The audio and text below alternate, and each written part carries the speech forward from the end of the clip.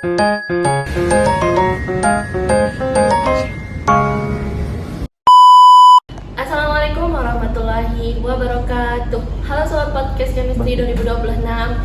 Di sini kembali lagi bersama podcast Chemistry 2026. Jadi untuk hari ini itu kita mengadakan podcast untuk episode kedua. Kali ini saya Mutasya Humairo sebagai moderator yang akan membersamai sampai akhir podcast untuk episode kali ini. Untuk tema podcast kali ini adalah Chemrise mengoptimalkan potensi mahasiswa pendidikan kimia melalui organisasi, akademik, dan juga prestasi. Dengan tema yang sangat-sangat menarik ini, tentu saja di sini saya tidak sendiri namun saya di sini tuh bersama salah satu moderator yang pastinya sangat ahli dan juga pastinya di sini saya bersama salah satu narasumber yang sangat ahli dan juga berpengalaman dalam topik yang akan kita bahas pada episode kali ini. Baik, tanpa berlama-lama lagi, mari kita undang narasumber kita untuk bergabung bersama kita. Kepada Bapak Suhaili, SPD, MSI, saya persilakan. Selamat pagi. Selamat datang Bapak. Terima kasih sudah meluangkan waktunya untuk hadir di episode podcast kita kali ini. Sebelumnya, bagaimana kabarnya Bapak? Alhamdulillah baik. Baik, untuk teman-teman semua, kita pasti sudah tahu bahwa beliau ini merupakan salah satu dosen dari Prodi Pendidikan Kimia. Kita semua tahu pasti kan. Nah, beliau merupakan salah satu dosen pendidikan kimia yang sangat-sangat bagus banget prestasinya. Saya sempat baca biodata beliau itu, ternyata semasa menjadi mahasiswa itu beliau pernah menjabat sebagai asisten dosen. Benar Bapak. Nah, itu keren banget pastinya. Walaupun beliau ini menjabat sebagai asisten dosen, beliau lulus dengan salah satu mahasiswa terbaik dengan IPK yang sangat tinggi. Bayangin itu, kayak pas saya baca itu, wah keren banget ya gitu. Mungkin kalau untuk saat ini tuh jadi asisten dosen sekaligus mahasiswa itu akan sulit membagi waktu, mulai dari belajarnya kita itu harus bagaimana, waktu yang harus kita mumpuni itu harus seperti apa supaya semuanya itu selaras begitu. Nah, beliau ini beliau ini sangat-sangat cocok dengan tema kita kali ini, karena kita di sini akan membahas cara mengoptimalkan potensi dari mahasiswa pendidikan kimia, baik itu melalui prestasi, akademik, dan juga organisasi. Nah, jadi di sini seperti yang saya terangkan tadi, bagaimana prestasi yang dimumpuni beliau, kita mungkin bisa mendengarkan ya perjalanan beliau dari menjadi mahasiswa baru sampai menjabat menjadi dosen untuk saat ini. Itu mungkin nanti setelah kita mendengarkan perjalanan beliau itu termotivasi untuk seperti beliau, bahkan mungkin lebih gitu kan. Kita nanti tanya-tanya gimana caranya, terus gimana kita membagi waktu supaya dapat berorganisasi tapi akademik kita juga tidak berkurang gitu. Mungkin Bapak bisa ceritakan perjalanan awal dari menjadi mahasiswa baru lalu menjadi asisten dosen dan menjadi dosen untuk saat ini gitu. Oke, baik, terima kasih. Sebelumnya Bapak ingin menyapa halo sahabat podcast semua ya. Di sini saya merupakan alumni ya pendidikan kimia angkatan 2014 ya, seperti itu. Kemudian sebenarnya fun fact-nya adalah saya kimia adalah bukan pilihan utama saya gitu ya. Jadi setelah tertolak di SNMPTN atau di SNBP ya, saya mendaftar di SNBP kalau sekarang istilahnya ya. Dulu zamannya SBMPTN seperti itu ya. Dan saya memilih dulu program pendidikan matematika yang pertama, kemudian yang kedua pendidikan kimia, baru yang ketiga pendidikan fisika. Ya. Tapi kadang Allah waktu itu saya lulus di pilihan kedua. Ya, sempat senang ya, siapa yang nggak senang masuk Unram ya. Pada saat itu yang mendaftar adalah 32.000 dan kami terseleksi sebanyak 1.088 ya, jadi artinya kan harus memikirkan 31.000 untuk save posisi di Unram ya. Tapi dengan perjalanan kok saya takut ya gitu kan masuk kimia gitu kan, apalagi nih waktu aspek fakultas waktu akhir fakultas ya, lihat teman-teman tuh, ih saya suka materi ini, saya suka materi ini, lah saya apa ya? Jadi merasa insecure gitu ya. Dari situ saya mencari ya, jadi saya tuh karena tahu diri gitu ya, saya tahu diri saya kurang gitu ya, ya kimia bisa tapi enggak yang benar-benar suka gitu kan. Akhirnya saya mencoba mencari siapa nih anak-anak yang pintar di kelas saya gitu kan. Saya istilahnya memilih pergaulan ya, pergaulan itu nomor satu. Jadi saya bidik nih siapa yang alumni OSN kimia, saya cari kemudian saya deketin, saya jadikan sahabat ya sampai sekarang ya. Sampai sekarang ya. Kemudian saya banyak belajar dari teman-teman, dari dosen-dosen kita yang sangat luar biasa, yang selalu sabar mendidik kita semua ya.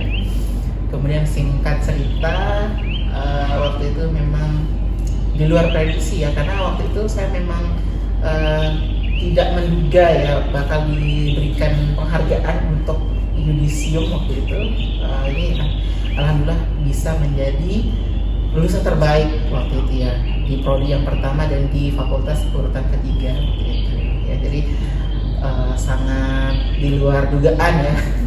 Karena prinsip saya itu orang yang pintar itu bakal kalah sama orang yang rajin. Jadi satu modal rajin aja, rajin, nggak bisa gas aja, nggak bisa cari temen. Apalagi sekarang ya ada AI ya, banyak fasilitas. Dulu zaman saya S1 S2 belum ada ChatGPT dan kawan-kawannya, itu tidak ada gitu.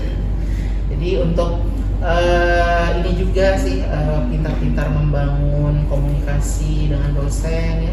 Sejak semester 3 sudah membantu dosen di lab, kemudian membantu menyiapkan materi kalau ada penelitian, pengabdian seperti itu sampai saya lulus. Jadi 3 tahun 6 semester saya berkolaborasi dan membantu dosen-dosen di prodi. Kemudian untuk cara membagi waktu ya. Nah, ini menarik ya. Menarik di prodi kita itu karena kita kan ada praktikum ya. Nah, ada praktikum dengan segala kerempongannya, belum menyiapkan respon awal ya. Mungkin adik-adik juga sama sahabat-sahabat Tosken di sini merasakan ya, harus menyiapkan belajar mandiri sebelum masuk lab, ada respon awal. Kemudian belum di labnya dengan segala ya mungkin ada keracunan ya. Dulu saya juga pernah keracunan waktu praktikum anorganik. Kemudian belum lagi pulang-pulang harus cari air kelapa, minum susu sebagai mendetoksifikasi. Belum lagi lapraknya menghantui ya, menunggu ya. Terus belum lagi organisasi, betul, organisasi nih. Ada yang mungkin memilih 1 lebih organisasi di luar HMPS, belum fokus di HMPS. Belum mungkin yang punya side job di luar gitu kan. Nah, kebetulan waktu itu saya dari semester saya join HMPS itu di semester 3 ya. Jadi dikenalkan, masuk itu langsung dikenalkan dengan HMPS, tapi istilahnya seperti ikut-ikut aja gitu. Jadi ikut kepengurusan di semester 3. Waktu itu saya sebagai ketua divisi pendidikan. Ya, saya divisi pendidikan dan aktif sampai saya lulus ya. Wow. Istilahnya mungkin divisi pendidikan itu 1 tahun. Cuma setelah itu kan mengawasi adik-adik di bawahnya gitu kan. Sempat juga sebagai sekretaris di pelaksanaan ONIPA juga waktu itu ya, kolaborasi. Dan ya begitu ya. Jadi benar-benar waktunya pagi kuliah itu saya maksimalkan. Kemudian waktunya praktikum, ya sebenarnya praktikum, waktunya jadi koas, saya koas. Pulang dari itu ya mungkin nongkrong dulu ya, nongkrong di meja bundar di belakang gedung A gitu, atau di Pustik.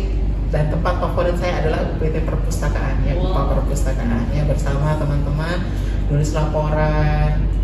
Dan setelah itu malamnya ya melaksanakan side job ya. Dulu ada bimbel, saya dari door to door untuk menambah kantong ya. Iya, jadi benar-benar saya maksimalkan dari pagi sampai malam 3 tidak ada waktu yang terbuang ya, ya pasti kita juga butuh refreshing ya. Tapi itu jatuhnya nanti di weekend. Mungkin seperti itu setiap cerita. Dengan Bapak yang sangat sibuk waktunya itu pernah tidak merasa kalau itu berat bagi Bapak sendiri? Kalau misalnya pernah merasa itu berat, apa yang memotivasi lagi untuk melanjutkan, untuk enggak, ini tidak terlalu berat, saya lanjutkan saja? Oh, baik. Kalau ditanya merasa berat ya berat ya. Oke, berat banget. Waktu itu sampai teman-teman saya itu sudah mulai agak melenceng ya. Maksudnya agak melenceng itu udah tidak di ritme yang benar gitu. Sudah mulai titip absen ya gitu. Kadang titip absen ya gitu. Kemudian tugasnya dikumpulkan. Tapi ketika saya mengingat ini berat, ngeluh boleh tapi nyerah jangan ya. Karena di belakang sana itu banyak yang ingin merasakan ya bangku UNRAM, perkuliahan di UNRAM waktu itu, dan ada orang-orang yang harus saya bahagiakan di belakang sana ya, tentunya keluarga saya gitu ya. Jadi itu alasan terkuat saya, karena saya sudah mengambil jalan ini, saya harus selesaikan dengan tuntas gitu. Jadi untuk teman-teman ya, untuk apalagi mahasiswa-mahasiswa baru yang mungkin tidak pernah mau untuk masuk kimia itu, bisa ya kita termotivasi dengan penjelasan beliau, bahwa beliau juga tidak pernah terpikirkan gitu untuk di kimia, apalagi menjadi dosen kan untuk saat ini, tapi beliau itu tetap untuk semangat, dan juga karena banyak orang yang akan beliau bahagiakan, termasuk keluarga juga. Itu untuk teman-teman yang mungkin akan menyerah atau merasa kimia itu berat gitu, mungkin bisa dari pertemanan kita perbaiki lagi seperti itu. Jadi bisa termotivasi dengan yang beliau sampaikan, bahwa tidak semua hal itu memang berjalan sesuai dengan yang kita inginkan gitu. Pasti ada beratnya, ada mudahnya gitu. Kita jalanin aja sampai kita merasa bahwa ini semua memang jalan yang terbaik buat kita sendiri ya begitu. Selanjutnya Bapak kan pernah menjadi asisten dosen, bahkan saya melihat di biodata pernah menjadi guru juga. Iya. Lalu menjadi dosen untuk saat ini. Adakah Bapak menemukan saat menjadi asisten dosen, guru, bahkan menjadi dosen untuk saat ini tuh bisa mengembangkan bagaimana sih mengetahui gitu perkembangan setiap mahasiswa itu? Bapak bisa terus, saya harus mengajar seperti ini biar semua murid saya, mahasiswa saya itu paham, ada perkembangan. Iya, jadi ini juga agak melenceng juga ya. Jadi yang namanya hidup ya nggak selalu mulus seperti yang tadi dikatakan oleh moderator ya. Jadi setelah saya lulus tahun 2018, saya waktu itu menjadi guru ya. Dan tentunya kan kita sebagai lulusan dari S1 Pendidikan IPA diharapkan menjadi guru SMA ya.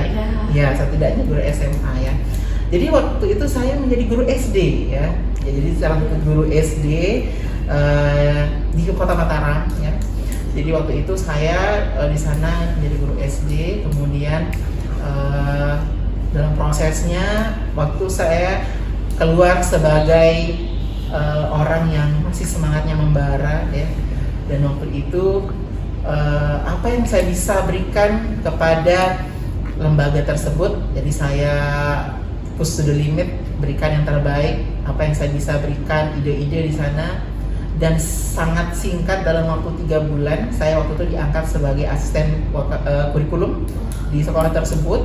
Dan kemudian 3 bulan setelahnya, alias 6 bulan masa kerja, saya sudah menempati posisi wakil kurikulum di sekolah tersebut. Jadi dengan pengalaman tentunya ya di bidang pendidikan kimia. Jadi mungkin orang sekarang ini, saya masuk pendidikan kimia itu bakal jadi guru kimia, enggak ya. Jadi banyak hal yang kita bisa pelajari, kita implementasikan, bukan hanya ilmu kimia saja.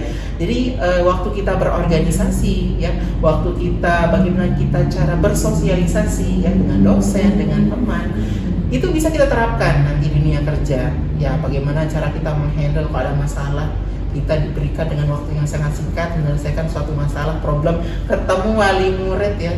Beda kalau sekolah swasta dan sekolah negeri gitu ya. Ya sampai pada akhirnya perjalanan 2 tahun waktu itu sempat diamanahkan juga sebagai kepala sekolah. Ya waktu itu. Ya tapi ya waktu itu karena memang niatnya waktu itu memang pengen lanjut ya. Jadi seperti yang dibilang tadi, tidak semua yang kita planningkan itu berjalan sesuai rencana, tapi ya waktu memang juga sempat ini ya, jadi kok mau lanjut padahal posisi sudah bagus, barulah ya, maklum netizen Indonesia seperti itu. Jadi tapi karena kalau menuntut ilmu itu gak ada yang rugi ya, mungkin kalau kita melepaskan sekarang yang punya, kita akan mendapatkan sesuatu yang lebih di masa depan gitu. Jadi saya lanjut gitu ya. Jadi dari situ saya belajar terutama sekarang menjadi dosen ya di sini. Jadi betul-betul saya tanyakan ke mahasiswa saya ya, ke murid-murid saya pada waktu itu. Saya bukan hanya transfer knowledge aja ya, tapi saya memastikan apakah mereka itu benar-benar paham dengan apa yang kita sampaikan, dan terutama adab ya. Jadi kalau dalam Islam kan lebih penting adab dulu baru ilmu ya. Jadi kalau saya ngajar di kelas itu benar-benar saya pastikan setelah saya menjelaskan gimana ada pertanyaan, gak usah malu bertanya. Lebih baik salah di kelas daripada salah di luar.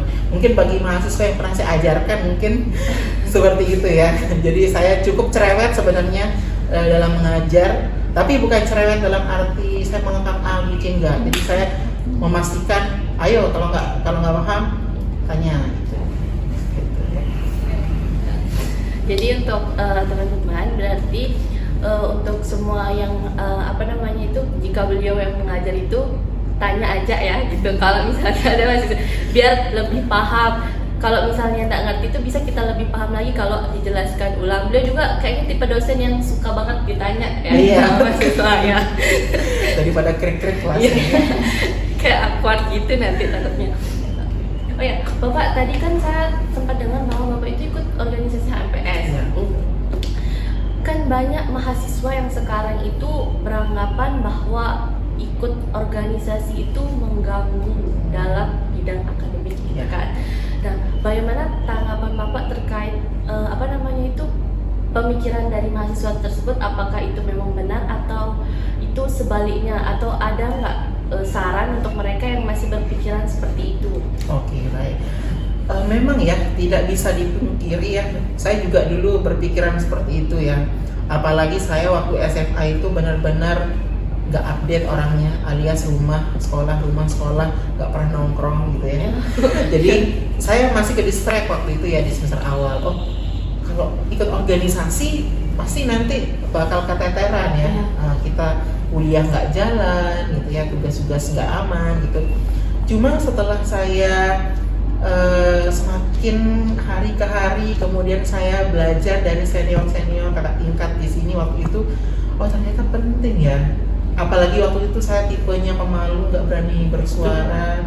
Akhirnya oke, berarti saya harus butuh banyak kawan ya. Bagaimana cara butuh kawan? Kita join ya organisasi ya HMPS ya. Waktu itu juga saya selain di HMPS juga ada di UKM Prima ya. Tentunya dengan alasan-alasan ya, saya tidak semerta-merta join ya. Tentunya ada alasan. Tentunya kalau di HMPS tentu alasan saya pertama tadi itu ya, ingin banyak bergaul. Kemudian ingin menjadi bagian seutuhnya di prodi ini ya. Masa kita nggak peduli nih sama prodi ya. Ini buat adik-adik yang masih yang masih ragu ya join HMPS, ini rumah kalian ya. Ini rumah kalian. Kalau bukan kalian siapa lagi ya? Benar. Kalau bukan kalian siapa lagi? Masa nggak kompak gitu ya. Nah, jadi itu alasan saya. Tentunya kalau yang di luar tentunya bisa, kok saya takut skripsi ya gitu kan. Akhirnya saya join lah UKM Prima waktu itu. Jadi alhamdulillah ya sangat membantu. Terbukti waktu kegiatan KKN. Ya. Jadi waktu itu kegiatan KKN waktu itu kebetulan saya dapat di sana, di atas gunung sana ya, di Gangga ya. Iya, di Gangga ya. Jadi saya di sana saya KKN, kemudian hanya sekedar untuk sosialisasi dari dusun ke dusun waktu itu, dari desa ke desa. Tahu yang terjadi adalah anak kami yang lulusan FKIP yang terdepan. Oh. Ya istilahnya yang menjadi pembicara, yang dari narasumber, moderator, apa itu semua dari FKIP. Ya, waktu itu. Jadi unggulnya kita adalah kalau kita join organisasi, jadi kita bisa public speaking kita terlatih ya. Ya, terlebih kita ini kan ada di pendidikan ya, keguruan ya. Nah, tentunya ya seorang guru harus bisa ya bagaimana cara kita bisa berkomunikasi ya. Jadi percuma pintar ya kalau kita tidak bisa. Iya ya, kadang mungkin adik-adik merasa ya, ih, kok dosen ini atau guru ini tuh pintar, tapi kok saya nggak paham gitu. Mungkin pernah ada ya, sama seperti saya gitu ya. Wih, kalau kita lihat nih dosen ini tuh, wih, tapi kok saya gini ya gitu kan. Oh ternyata kita perlu namanya public speaking gitu. Oh guru ini tuh pintar, tapi kok kita gimana gitu ya. Nah itu balik lagi ke public speaking. Nah ini kesempatan buat teman-teman dan adik-adik sekalian, tolong manfaatkan mumpung kalian ada di sini ya. Berarti untuk teman-teman yang belum join HMPS, seperti yang dikatakan oleh Bapak, kalau HMPS itu rumah kita, jadi ayo jangan ragu lagi, kita bisa bagi waktu, bahkan kita punya teman, kalau misalnya kita nanti tidak ngerti sesuatu materi, bisa kita tanya di teman-teman kita di HMPS juga, itu membantu juga untuk akademik kita sendiri. Jadi kesimpulannya itu organisasi itu sangat penting. Betul, Ya. sangat-sangat penting ya. Ibaratnya kalau organisasi itu sayur yang tanpa garam ya. Jadi kalau nggak ada garamnya hambar ya, flat hidupnya ya. Iya, masa mau jadi ini ya, apa namanya, mahasiswa yang kampus ulang gitu ya. Kupu-kupu ya. Jadilah mahasiswa yang produktif ya. Tetapi kalau sudah join di HMPS atau organisasi ya, jadi harus bisa tanggung jawab ya. Balik lagi, tujuan kita di sini adalah pendidikannya. Jadi additionalnya itu di manage dengan baik, jangan sampai yang wajibnya itu terlupakan oleh yang sudah tadi. Seperti itu ya. Berarti kita tuh harus tetap mengedepankan yang prioritas. Betul. Gitu, jangan terlalu ke yang sunnah atau yang tidak prioritas. Iya, Tapi kita tetap pendidikan itulah atau akademik dan diri kita itu yang paling penting. Selainnya itu cuma menjadi selingan ataupun jadi pengalaman tambahan untuk kita ke depannya kan. Seperti tadi kan kalau kita ikut organisasi itu public speaking kita itu bagus, banyak pengalaman. Jadi nanti otomatis di dunia kerja itu kita lebih ini ya, lebih apa ya? Lebih bisa gitu. Kayak kita menjadi tidak terlalu apalagi kita kan nanti jadi guru tuh banyak ngomongnya gitu. Jadi public speaking yang harus kita itu harus lebih bagus. Kalau tidak public speaking kita bagus itu kita tidak bisa menjelaskan kepada siswa ataupun mahasiswa itu sendiri. Kalau mahasiswa itu tidak mengerti, jadi percuma penjelasan yang sudah kita paparkan. Jadi di sini teman-teman, berarti organisasi itu penting ya untuk studi lanjut ataupun untuk jadi jalan untuk kita kedepannya setelah lulus, bukan cuma menjadi hal yang untuk kita jalani di saat menjadi mahasiswa, tapi untuk kedepannya itu ada juga dampaknya dari untuk diri kita sendiri maupun untuk orang lain ya. Selanjutnya itu pertanyaannya, menurut Bapak yang sudah berpengalaman dalam mengajar itu ada nggak kebiasaan mahasiswa yang berprestasi itu seperti apa? Maksudnya itu kebiasaan yang mahasiswa yang terlalu waktunya bisa dibagi, terus dia berprestasi, terus ikut dalam setiap kompetisi itu pernah tidak Bapak perhatikan? Oh, kebiasaan anak itu ternyata seperti ini gitu. Oh ya, ya. Tentunya ya setiap orang tuh punya cara dan gayanya masing-masing ya. Jadi setelah saya perhatikan, memang karena waktu itu memang saya kan mengincar nih mana nih yang pintar-pintar deh, saya pikir satu-satu gitu kan. Ternyata macam-macam ya. Jadi ada yang tipenya itu dia mendengarkan, tetapi minusnya tidak mencatat karena ingatannya kuat. Nah itu. Jadi oke, ini Ada yang model rajin, seperti yang Bapak bilang tadi, rajin banget, mau dia paham nggak paham rajin. Ya, yang biasanya ada mata kuliah kimia organik lanjut gitu kan, yang semua yang ditakut-takutkan ya, tapi dia rajin gitu kan. Jadi oke. Nah dari situ Bapak coba kolaborasi semuanya ya. Bapak kolaborasi, mungkin bisa sharing pengalaman Bapak waktu itu saat menjadi mahasiswa. Jadi Bapak itu di kamar itu punya styrofoam besar. Jadi waktu itu setiap Bapak punya tugas ya Bapak tulis, tempel pakai kertas HVS ya warna-warni. Tulis hari ini tugas kimia analitik ini halaman ini, tulis. Terus urutkan prioritasnya yang mana gitu kan. Oke, berarti dan sebelum saya tidur itu saya akan menuliskan apa agenda saya sampai hari ini ya. Mungkin kalau dicek di buku saya kali ini kalian bisa lihat ya, saya sudah menulis sebelum saya pulang kemarin ya di prodi, saya tulis apa yang akan saya kerjakan hari ini. Oke, termasuk acara ini podcast sudah catat. Itu sudah catat sampai hari ini saya masih laksanakan ya. Jadi saya tulis apa tugas-tugas yang diberikan dosen, deadline-nya kapan, terus saya urutkan mana yang harus selesaikan. Kemudian, saya harus menyelesaikan praktikum yang mana, koas ini yang mana. Jadi saya membuat papan prioritas waktu itu. Ya, setelah semua tercentang, saya buang, saya pasang yang kosong, begitu seterusnya. Nah, jadi dengan begitu saya bisa ingat, oke, karena padat saya nggak boleh nongkrong-nongkrong dulu, gitu. Boleh, tapi sama teman, tapi sambil jalan, gitu. Nah, jadi itu.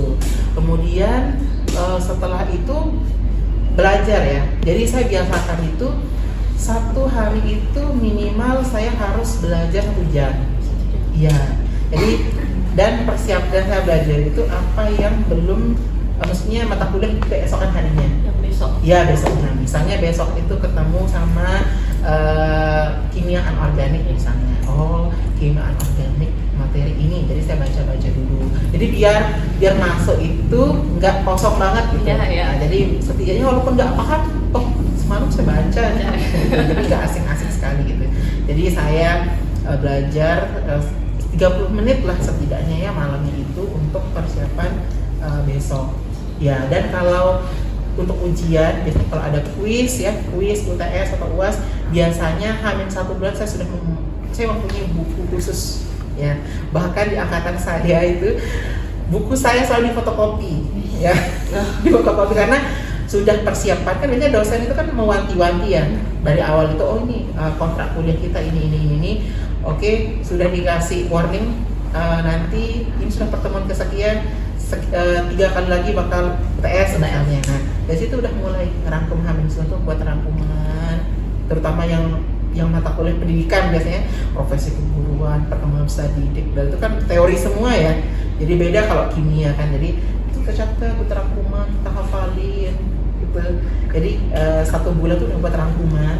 Ya setelah itu kita sambil jalan. Jadi kalau nanti tiba-tiba kuis, tiba-tiba tes nggak panik. Ya udah santai gitu. Gitu. Mungkin itu sih yang yang saya lakukan gitu ya. Berarti bisa ya untuk menjadi strategi kita yang sibuk untuk menulis agenda. Maksudnya itu menulis tugasnya apa biar kita ingat, terus deadline-nya kapan. Jadi nanti kita bisa memprioritaskan tugas mana yang terlebih dahulu. Walaupun misalnya kita aktif berorganisasi, tapi kita tidak keteteran dalam waktunya. Berarti teman-teman bisa menjadi strategi buat kita ya. Kita tulis, terus kita tempel, bisa pakai sticky note juga kan Bapak? Bisa. Jadi kita tempel biar kita ingat, ternyata besok tuh ada tugas ini. Tapi terlalu banyak, ini yang mana sih deadline yang paling cepat bakal kita laksanakan, itu yang kita kerjakan gitu. Selagi berjalan gitu kan bisa. Jadi kita tidak keteter dengan waktunya. Jadi tetap lurus gitu, enggak nanti tiba-tiba panik bakal akan ada kuis dadakan. Biasanya dosen yang itu kan sering ada kuis dadakan yang mahasiswa.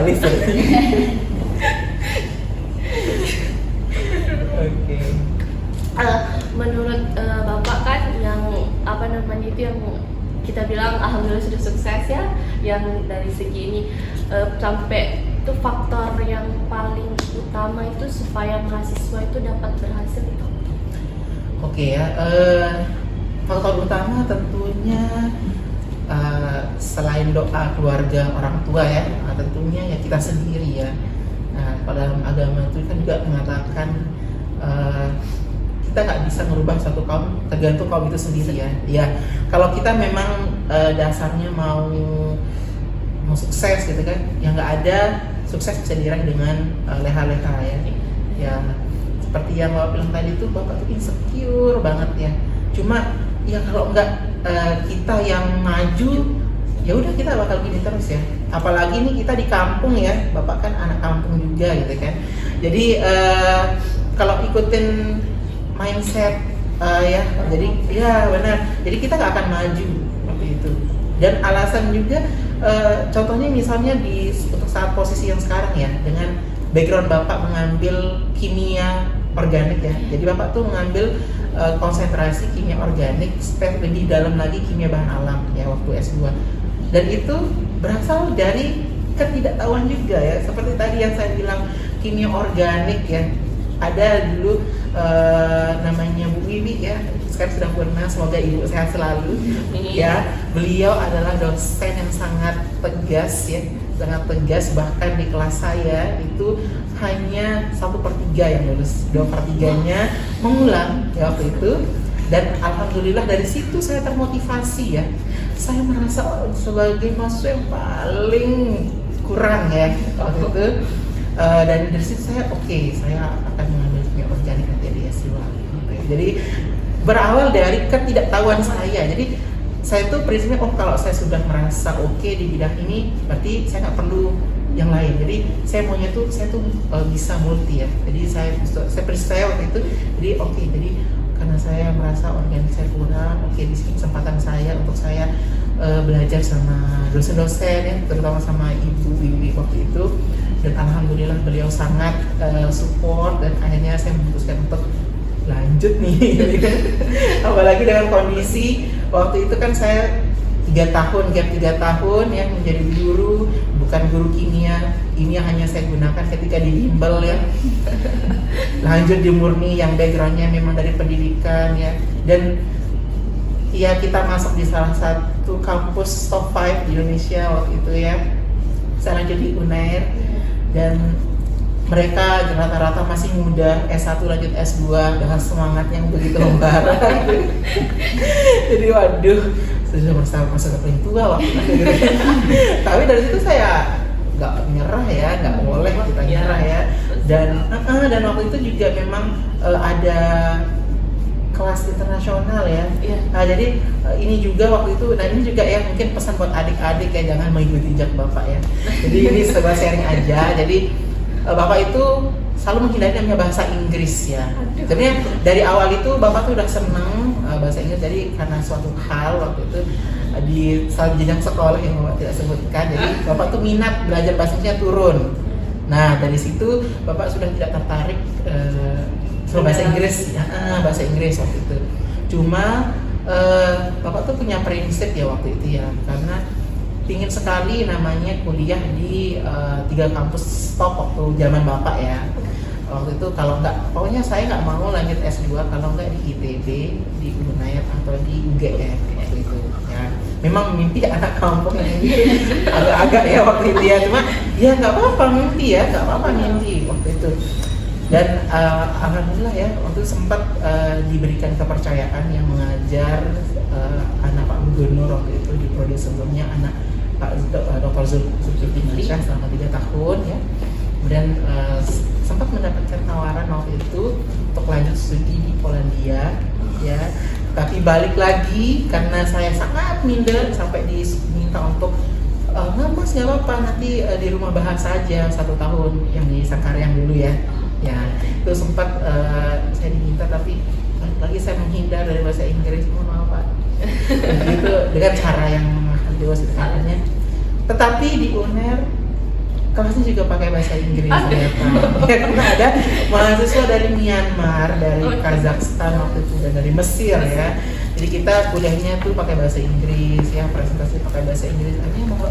Dan teman research saya juga dari Myanmar ya, jadi iya, jadi mau nggak mau bahasanya Pakai bahasa Inggris. iya. Nah dari situlah saya ini ya, ternyata dengan bahasa Inggris itu juga ini ya Pak, lumayan ya membahas. Jadi buat adik-adik, ayo join di pendidikan kimia, dan sekarang zamannya AI apalagi ya, dimanfaatkan. Dulu zamannya Bapak tidak ada AI ya.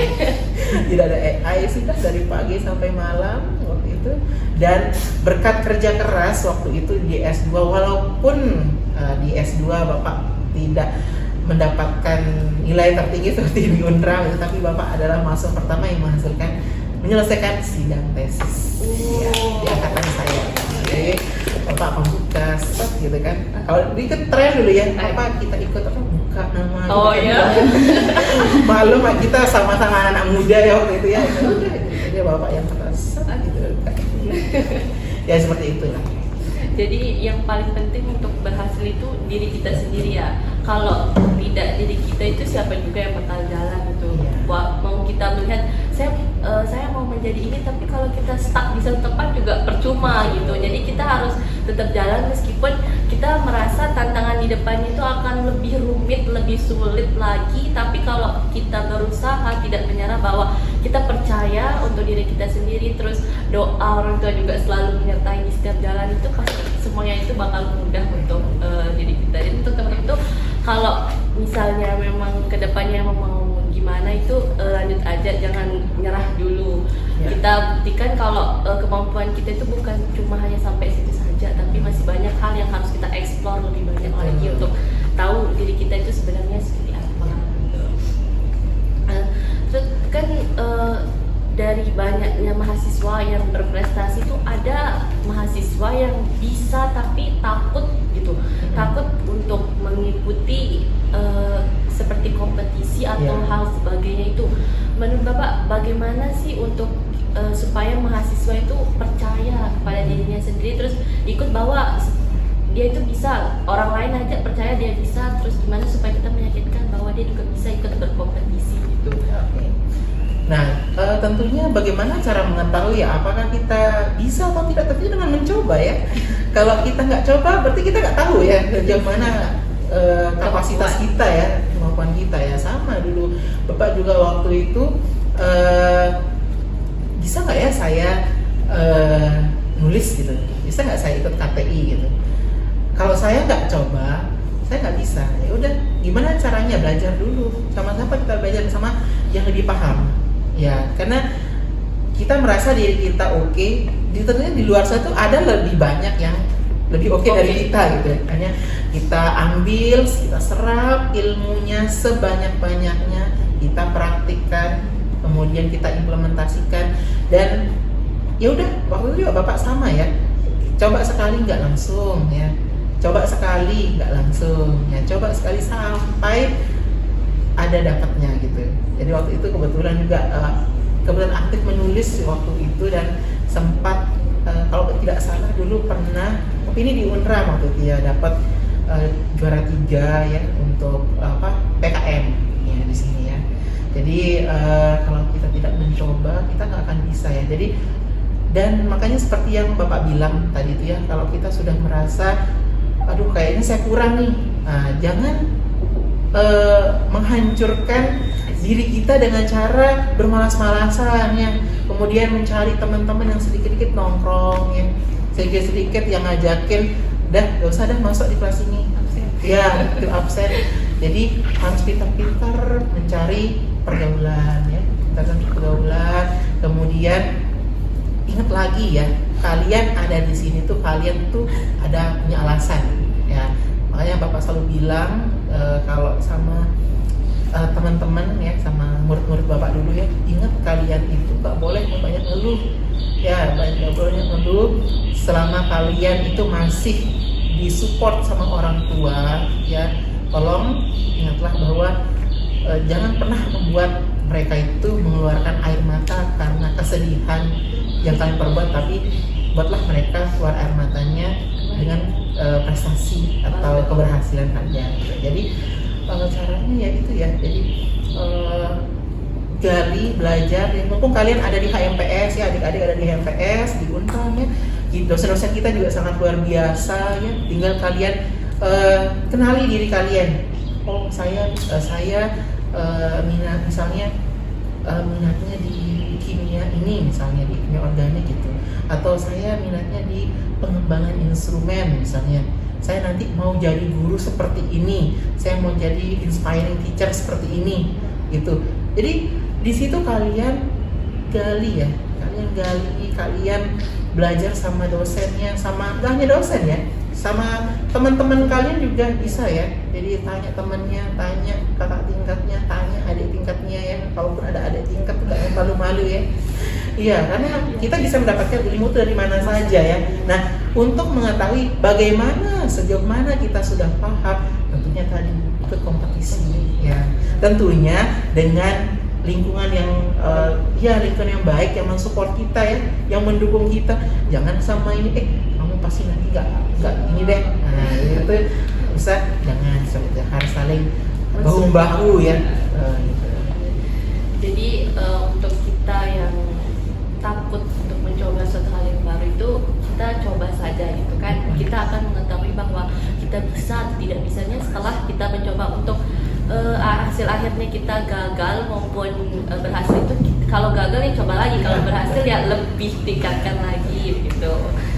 Jadi untuk kita semua itu bisa kita coba untuk hal baru. Kalau misal kita mau coba hal baru atau kita masih takut untuk mencoba itu, coba saja dengan keyakinan kita sendiri dan lingkungan yang tentunya juga bagus gitu, yang supportive, yang kalau kita kasih tahu saya bakal ikut ini tuh yang oh ya kamu pasti bisa gitu. Jadi untuk pemilihan lingkungan pertemanan itu juga sangat berdampak untuk kehidupan mahasiswa kita ya. Kalau kita salah lingkungan pergaulan itu juga membuat kita gimana gitu ya. Harus lebih kita juga harus lebih, kan kita sudah dewasa berarti tahu yang mana yang benar dan juga mana yang salah. Seperti yang dikatakan Bapak tadi, kita bisa cari ilmu itu di mana saja, mau di dosen, di teman angkatan, adik tingkat. Kan seperti kata Bapak, kita tidak boleh melihat siapa yang menyampaikan ilmu itu, tapi apa yang disampaikan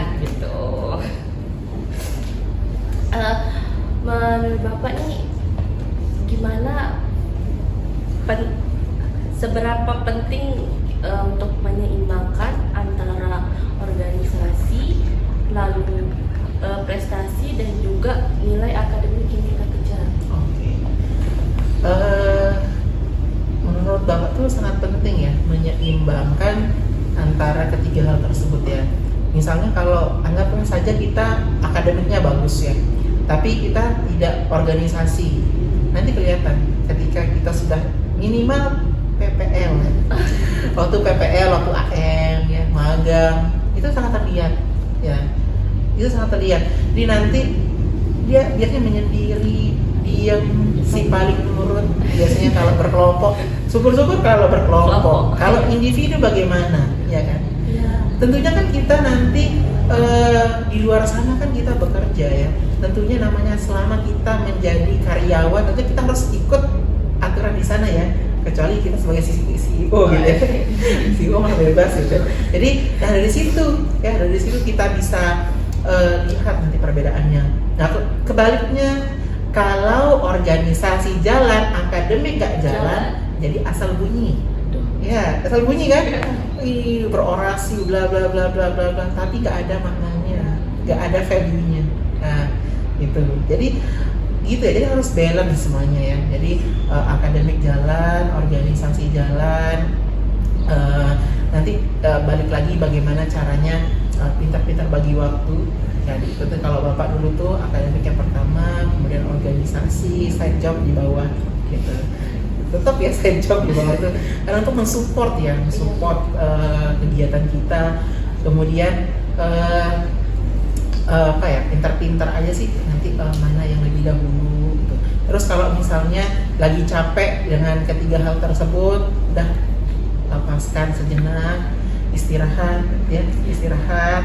Bahkan Bapak dulu pernah dulu sempat kalau sampai benar-benar mumet dan ketiga hal itu udah off kan dulu, sosmed off dulu. Ada kalanya kita tutup telinga ya. Terus beringat ya, ada kalanya kita makanya kita diberikan dua telinga dengan satu mulut ya.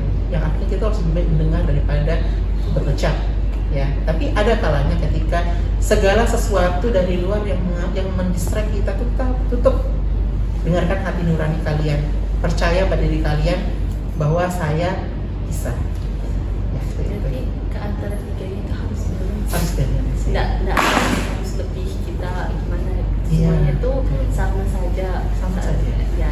Mungkin untuk teman-teman ada yang mau bertanya yang dari kalian sendiri atau dari Oke. Bapak, apa harapan Bapak untuk kami mahasiswa Bapak sendiri gitu, untuk kedepannya itu kami seperti apa? Harapan Bapak untuk kami semua. Ya. Oke, harapan Bapak untuk adik-adik ya di prodi pendidikan kimia. Jadi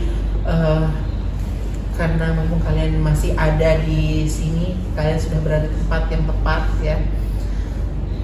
Karena di prodi sendiri ya dosen-dosennya luar biasa ya, sangat mendedikasikan waktu, tenaga dan pikirannya untuk pengembangan prodi ya untuk adik-adik. Jadi tolong maksimalkan ya, di sini tempat kita belajar, salah di sini nggak apa-apa. Yang penting nanti ketika kalian di luar tidak membuat nama baik alma mater kita itu tercoreng ya. Bapak berharap semoga akademik bisa berjalan, organisasi bisa berjalan, dan nantinya kalian bisa meraih cita-cita di luar sana sesuai dengan keinginan. Atau mungkin nanti di next kesempatan kalian kembali ke prodi dan kita menjadi satu rekan kerja. Amin. Berarti harapan itu supaya kita tetap karena dosen-dosen di sini tuh udah berusaha untuk mengembangkan prodi kita, jadi kita sebagai mahasiswa itu mungkin bisa lebih untuk meningkatkan diri kita sendiri juga, walau untuk lebih memperkenalkan prodi kita sendiri. Seperti yang kita tahu kan bahwa prodi pendidikan kimia itu sering sekali dibilang sulit, padahal buktinya itu tidak sulit itu kalau kita sudah masuk gitu ke dalamnya itu. Jadi untuk harapan dosen-dosen juga di sini itu ya untuk mahasiswa prodi pendidikan kimia, khususnya untuk kita yang belum lulus ini, untuk bisa lebih mengembangkan potensi kita di sini, untuk lebih bisa memperkenalkan prodi pendidikan kimia ke yang lebih luas lagi gitu. Untuk satu nasihat dari Bapak, satu saja untuk kita semua, itu kita satu nasihat untuk kita semua sebagai mahasiswa Bapak. Oke, sebagai mahasiswa ya mungkin nasihat Bapak nggak panjang lebar ya. Yang penting lakukan apa yang bisa dilakukan dan hindari yang perlu dihindari. Jadi selama kalian berada di role yang benar ya, ketika dosen sudah di awal tuh kontrak kuliah ya ada ya, ketika kalian melaksanakan kontrak itu dengan benar pasti akan berakhir happy ending ya. Jadi pokoknya gas terus ya, gas terus organisasi, gas terus, karena nanti kalian akan mendapatkan itu setelah ini ya. Mungkin orang mikir ya, mau ikut organisasi capeknya aja ya, mending saya di rumah gitu kan, bisa tidur, bisa scroll TikTok, sosmed dan sebagainya. Bahkan ada yang sampai malam mungkin ya mempersiapkan acara, terus harus mikirin semuanya. Nah, mungkin pesan Bapak cuma itu ya, pokoknya lakukan apa yang bisa kalian lakukan, hindari apa yang hindari. Berarti pesan itu kita lakukan tapi masih tetap di jalan yang benar gitu. Jadi kita hindari hal yang tidak penting atau tidak berguna untuk kita di masa depan. Ada pertanyaan dari audiens mungkin, dari teman-teman di Saya mungkin izin Pak. Oh iya, silakan. Sebelumnya sangat menarik sekali dari apa yang Bapak sampaikan.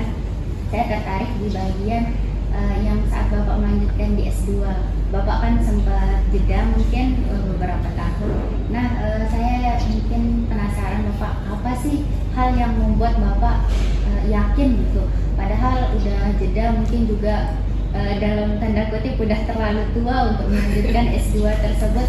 Tapi saya penasaran tentang apa sih seyakin itu, semangat apa yang Bapak coba tanamkan pada diri Bapak sendiri untuk melanjutkan S2 tersebut, walaupun mungkin udah terlalu lama jedanya gitu Bapak, karena ada suatu hal mungkin kayak kerja dulu untuk membiayai diri sendiri terkait S2 tersebut. Ya, oke ya.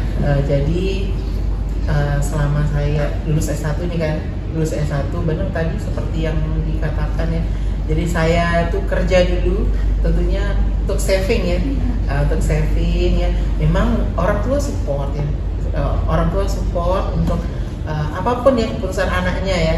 Tetapi kita sebagai anak yang sudah dewasa gitu kan, tentu berpikir ya, kita tidak mau membebani orang tua kita ya. Kita tidak mau, akhirnya kerja nabung, sharing gitu kan ya sama keluarga gitu. Itu saya lakukan, bahkan sempat seperti yang tadi saya bilang ya, sudah berada di titik yang nyaman seperti itu ya. Sudah ada, tidak mungkin secara penghasilan mungkin oke, ini tinggal nabung aja nih gitu kan ya. Terus kok sempat mau kuliah gitu kan, mengorbankan posisi yang sudah dicapai waktu itu kan. Nah, saya yakin apa waktu itu Bapak ya. Jadi Bapak itu yakin sekali ya, dan awal dan tidak pernah sama sekali terbersit menjadi seorang dosen, sangat tidak pernah. Waktu itu memang Bapak itu ditentang sebagai guru ya. Nah, ditentang sebagai guru waktu itu karena dia disupport, disupportnya kayak yang lain. Cuma karena Bapak itu hobi mengajar ya, hobi sangat suka ngajar, ikut volunteer untuk mengajar gratis di sekolah-sekolah waktu itu, karena juga sempat ikut Karang Taruna di desa gitu. Akhirnya saya akan buktikan gitu. Jadi motivasi untuk S2 itu bukan sebagai dosen ya.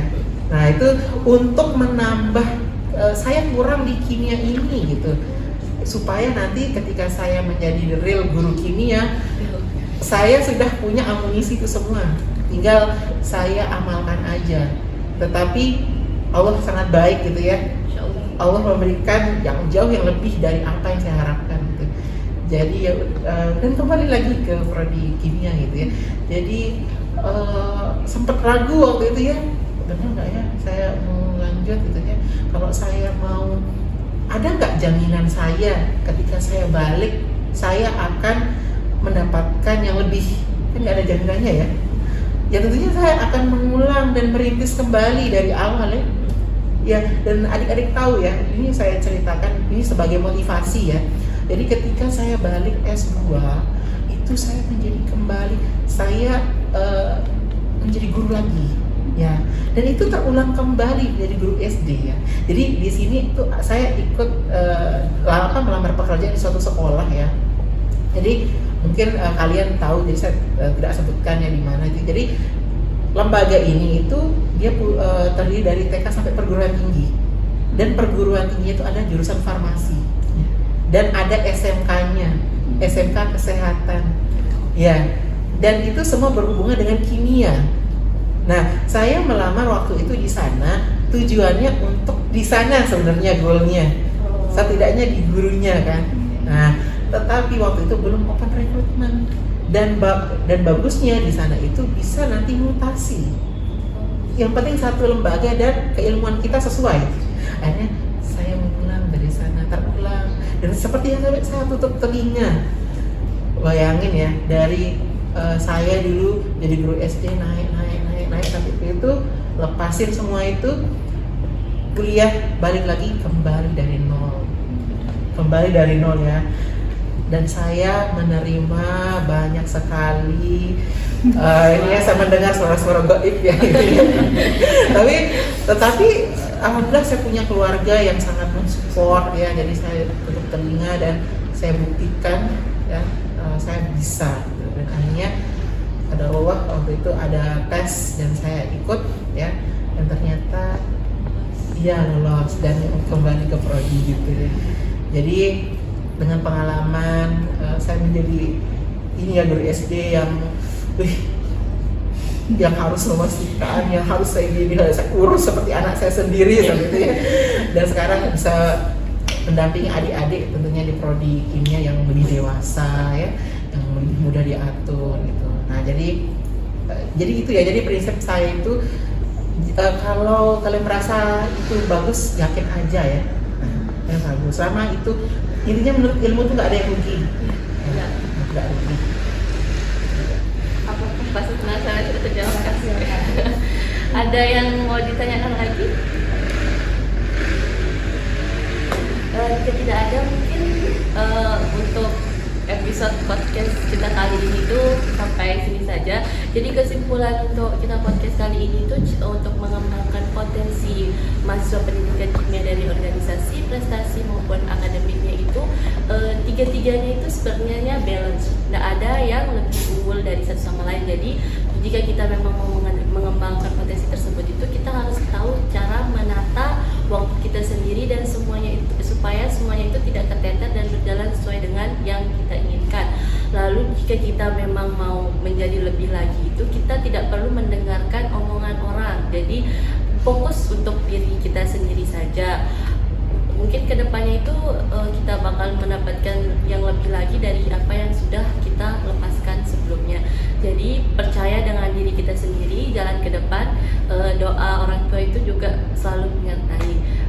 Yang penting kita yakin bahwa diri kita itu bisa dan bisa mendapatkan lebih dari apa yang sudah kita rencanakan. Walaupun nanti mungkin di tengah jalan mendapatkan suatu hal yang membuat kita tersandung atau apa, kalau kita percaya dengan diri kita sendiri itu, semua hal yang kita jalani, yang semua hal yang kita dapatkan itu terasa lebih mudah dan kita lebih enjoy dalam menjalankan apa yang sedang kita jalankan. Mungkin itu saja dari saya. Terima kasih untuk Bapak atas motivasi, nasihat dan juga pengalaman yang benar-benar menarik, yang membuat pastinya kita sangat termotivasi sekarang dengan cerita dan juga perjalanan yang sudah Bapak sampaikan ke kita semua gitu. Terima kasih Bapak untuk ilmunya juga dan juga harapan sekaligus nasihat untuk kita semua. Jadi mungkin itu saja dari kami. Assalamualaikum warahmatullahi wabarakatuh. Mungkin bisa. Waalaikumsalam. Bisa.